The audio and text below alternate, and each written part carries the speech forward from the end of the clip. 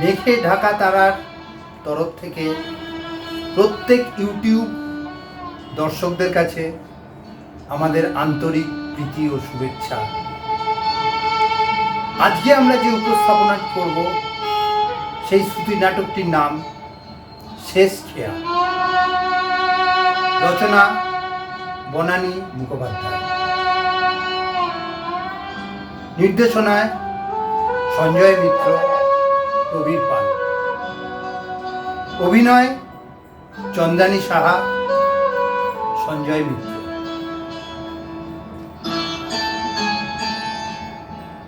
শুরু করছি আজকের শ্রুতি নাটক শেষ খেয়া।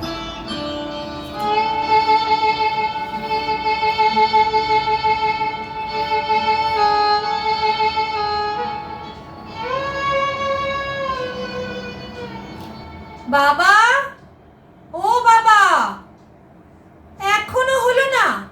আর কতক্ষণ রান্নাঘরে থাকবো? কত বেলা হলো, খেয়াল আছে? ও বাবা! ওই ওই আবার ডাক শুরু হলো। বাবা বাবা বাবা, উফ, শ্যামের বাঁশি দিনরাত বাজছে তো বাজছেই। যাচ্ছি যাচ্ছি, একটুখানি বাকি আছে, তারপরেই যাচ্ছি। না না, আর একটুও নয়।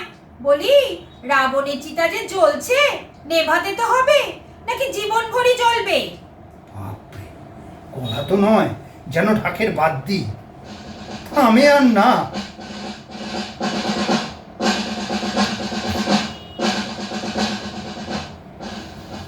কি বললে? ঢাকের বাদ্যি? থামলে তোমার আনন্দ হয় খুব। চিন্তা নেই, চিন্তা নেই, বেশি দিন বাঁচবে না। কেন, কোন ভালো মানুষের কপাল পুড়ল? মানে, কার আবার কপাল পুড়বে? ওই যে তোকে বিয়ে করবে তার আবার কার? আরে ঢাকের বাদ্যি তো সেই বাড়িতেই বাজবে। আমার বিয়ে সেই ঘুরে বালি বাবা, কোথাও যাব না আমি।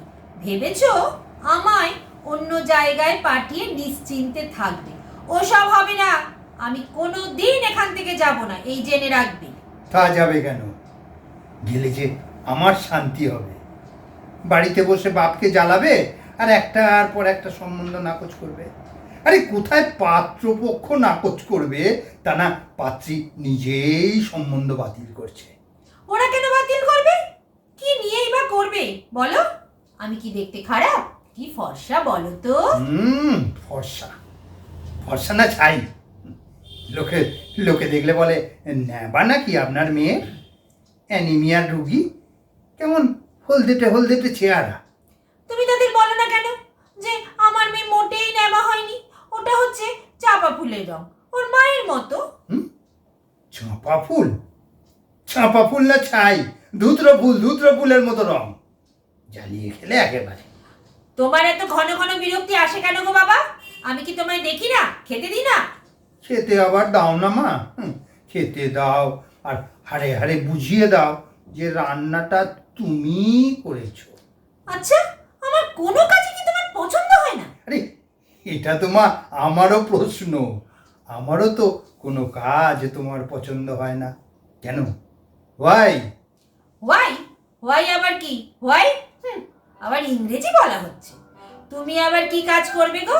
দিনরাত খালি কচর মচর করে পাঞ্চি বলছে আর খোশবাই জর্দা মুখে ঢালছো আর বুকে তাকিয়া লাগিয়ে মাথা মুন্ডু লিখছো। এই এই এই এই এই এই, মাথা মুন্ডু মানে? মাথা মুন্ডু?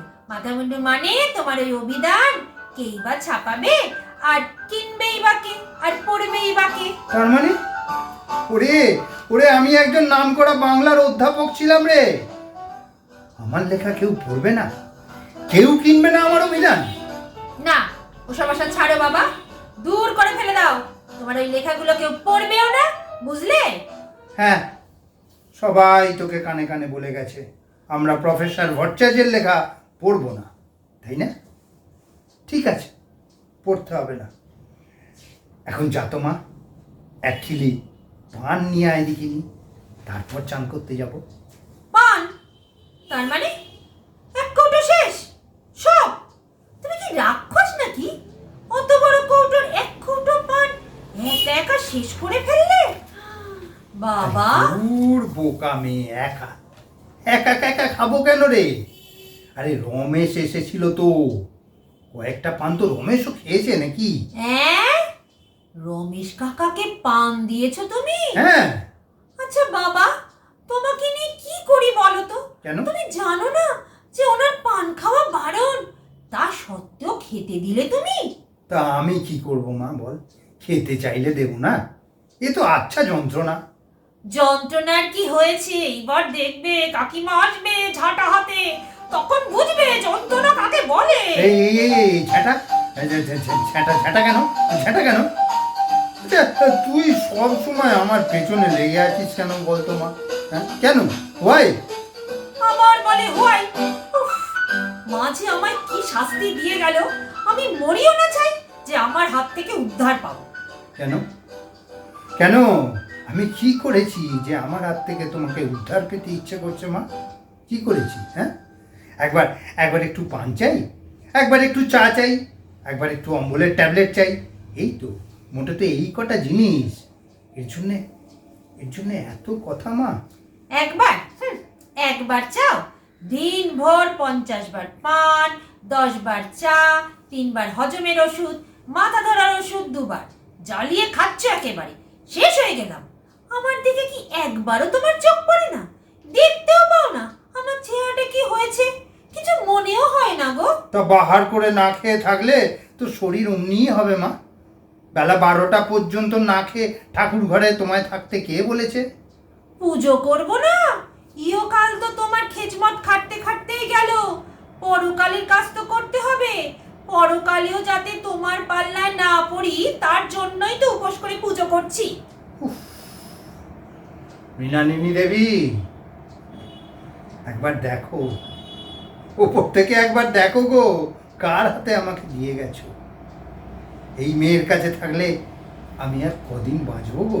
যে কদিন কপালে দুর্গতি আছে সে কদিন বাঁচবে। যাও যাও, চান করে এসো, আর কোনো কথা শুনবো না, আমি ভাত বাড়তে চললাম।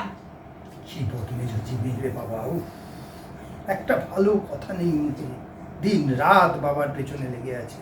বাবা এটা খাবে না, বাবা এটা করবে না, সেটা ধরবে না, 24 ঘন্টা শাসন। আর তো পারা যায় না। যাই, চান করে খেয়ে নি, তা না হলে তো এবার কুরুক্ষেত্র হবে।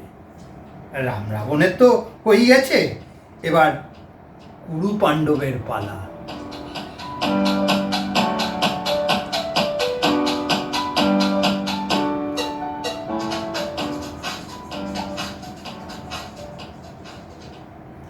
বাপ রে, এতক্ষণ সারা হলো, বাবার যেন আর হয়ই না। লিখছে তো লিখছে, আড্ডা মারছে তো মারছে, আর পারি না বাবাকে নিয়ে। এ কি, খামটা কোথায় গেল? এখানে এখানে যে কাগজের তলে রেখেছিলাম, কোথায় কোথায় গেল? বাবা কি, বাবা নিয়েছে কি? সর্বনাশ! এখন কি হবে? বাবা যদি খুলে দেখে, হে ভগবান, বাবা বাবা যেন খামটা না খোলে, ঠাকুর বাবা যেন না খোলে। আমার পানের কৌটোটা কোথায় রেখে দিলি? আরে এখান থেকে উধার হয়ে গেল, দেখতে পাচ্ছি না তো। বুলাই, হে ভগবান, বাবা যেন খামটা না দেখে। বাবা দেখলে আমি নিজেকে সামলাতে পারবো না। ঠাকুর ঠাকুর একটু শক্তি দাও, বাবার সামনে আমি যেন ঠিক থাকতে পারি। দয়া করো ঠাকুর, একটু দয়া করো। কি ব্যাপার? পানের কৌটোটা কোথায় হাফিস করে দিলি বলতো? কোন জিনিসটা যদি ঠিক জায়গায় থাকে, ভাত খেয়ে উঠে পান খাবো পাবো না একটা? এ তো আচ্ছা জ্বালা হলো। এই বুলাই, এই তো তোমার পানির ডিবে, নাও তো। এইখানে যদি রেখে দিস তাহলে আমি কি করে? বুলাই, এই বুলাই, কি হয়েছে তোর? মুখটা অমন দেখাচ্ছে কেন? কেমন দেখাচ্ছে বাবা? একদম একদম ফ্যাকাশে। কি হয়েছে? কি হয়েছে মা, তোর কি হয়েছে? কেন, তুমিই তো বলো আমার রংটা ফ্যাকাশে ফ্যাকাশে নেবা নেবা মতো, তাই না? তুই তুই কি কাঁদছিলি বুলাই? সত্যি করে বল। আমি কাঁদবো? আমাকে কখনো কাঁদতে দেখেছো তুমি? ওসব ঝামেলা আমি নেই গো বাবা, আমি ভালো আছি গো, ফুর্তিতে আছি, কাঁদবো কেন? কি জানি, আমার যেন মনে হলো ও তোর এই খামটা খবরের কাগজের সঙ্গে ওভারে চলে গেছিল। এই নে। ওটা ওটা তোমার কাছে গেছে? দাও হ্যাঁ। দাও দাও দাও, তাড়াতাড়ি দাও, দাও না, তাড়াতাড়ি দাও। কি ব্যাপার, অমন অমন হ্যাঁচকা টান মেনে নিলি কেন রেখা বলে? কি আছে ওতে? কিচ্ছু না, কিচ্ছু না, কিচ্ছু নেই এতে, দাও না। তবে ওটা লুকোচ্ছিস কেন? দেখি দেখি খামটা দেখি। দেখি বলে, এটা তো ক্যান্সার হসপিটালের খাম। তোর নামে কেন বুলাই? ও বুলাই, চুপ করে আছিস কেন? বল বুলাই, বল বল বুলাই। অসুখটা যদি আমার হয়, নামটা অন্য লোকের কি করে হবে? নামটাও তো আমারই হবে বাবা। তোর অসুখ? বুলাই, তোর কি হয়েছে? কি হয়েছে তোর? বাবা, তোমার মেয়ের ওই ফ্যাকাশে ফ্যাকাশে নেবা নেবা রংটার নাম লিউকোমিয়া। বুলাই, লিউকোমিয়া, কি দারুণ নাম, তাই না বাবা? একেবারে জবরদস্ত নাম। এই না হলে অসুখ। বুলাই, একা একা পালিয়ে যাওয়ার মতলব করছিস মা? আমাকে না জানিয়ে? পালাবো কি গো বাবা? তোমাকে ছেড়ে কি আমি কোথাও যেতে পারি? মা চলে যাবার সময় চুপি চুপি আমায় বলেছিল, বুলাই, বাবাকে দেখিস। তাই তো তোমার কাছে থাকবো বলে, তোমায় দেখবো বলে কোনো সম্বন্ধতেই রাজি হইনি গো বাবা। আমি শ্বশুর বাড়ি চলে গেলে তোমায় কে দেখতো বাবা, বলো?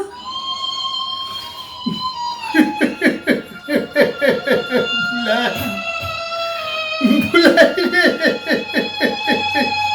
মা আরো বলেছিল, জানো বাবা, যখন মার গলা দিয়ে একদম কথা বেরোতো না, শুধু ফ্যাল ফ্যাল করে চেয়ে থাকতো, তখন মা আমার হাতটা ধরে আমার কানে কানে বলেছিল, বুলাই, বাবাকে যেন বকিসনি।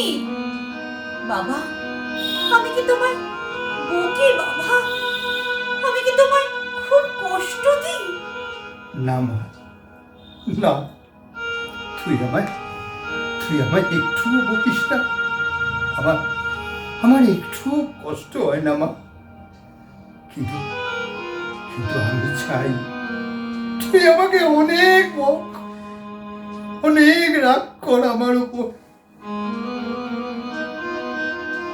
না গো বাবা, আমি তোমার উপর রাগ করি না বাবা। আমি বিয়ে করিনি ঠিকই, কিন্তু আমার বুকের ভেতর, আমার স্বপ্নের ভেতর একটা ছোট্ট দুষ্টু দামাল বেপরোয়া ছেলে তো বসে থাকে সব সময়।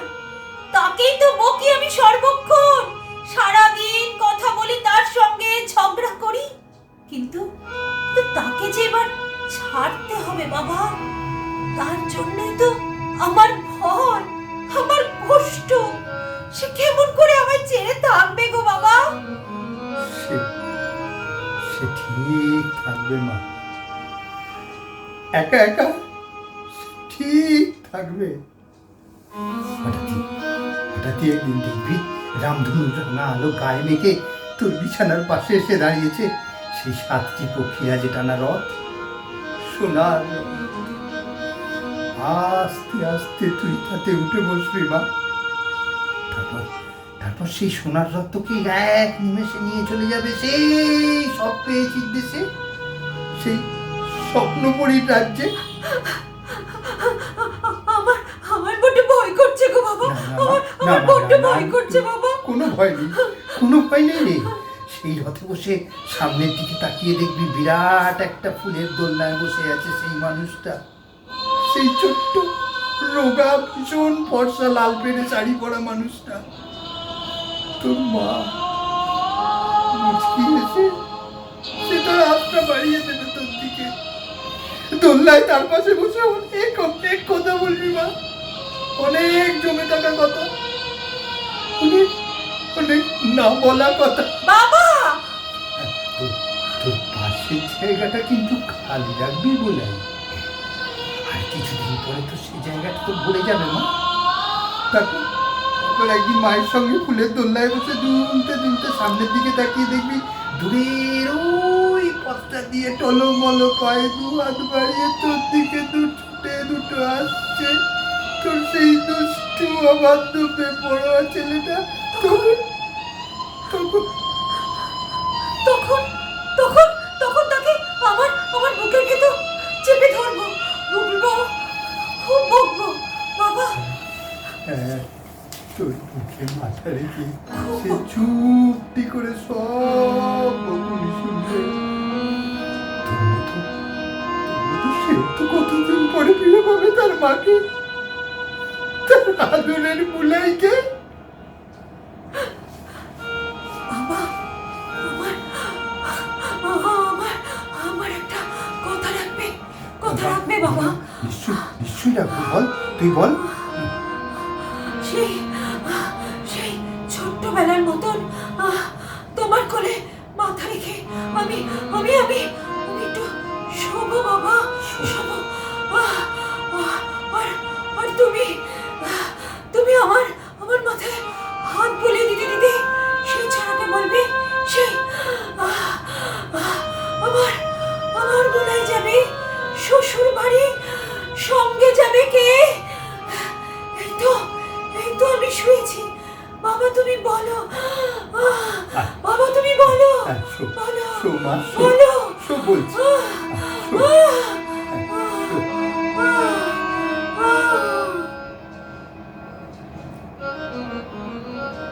আমার বুলাই যাবে শ্বশুর বাড়ি, সঙ্গে যাবে কে?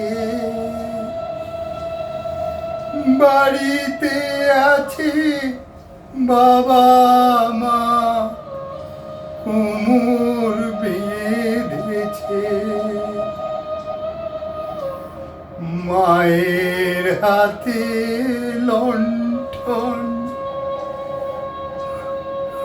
বাবার হাতে লাঠি, পালকি জোরে বর আসবে, পরম পরিপাটি।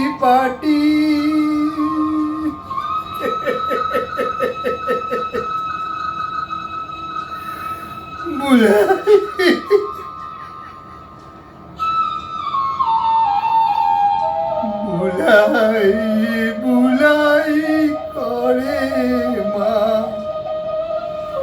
বুলাই গেছে কাদের না,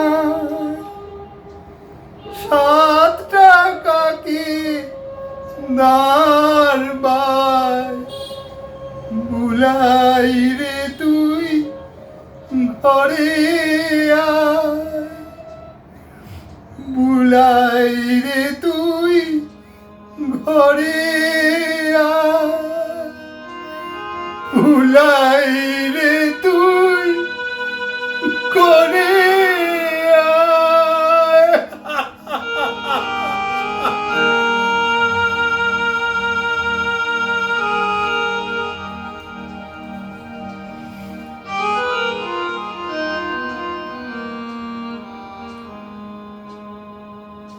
নমস্কার। নমস্কার। যদি আমাদের নাটকটা ভালো লেগে থাকে আপনাদের, তাহলে অতি অবশ্যই সবাইকে শেয়ার করবেন এবং কমেন্ট করে জানাবেন, আর লাইক, শেয়ার, সাবস্ক্রাইব।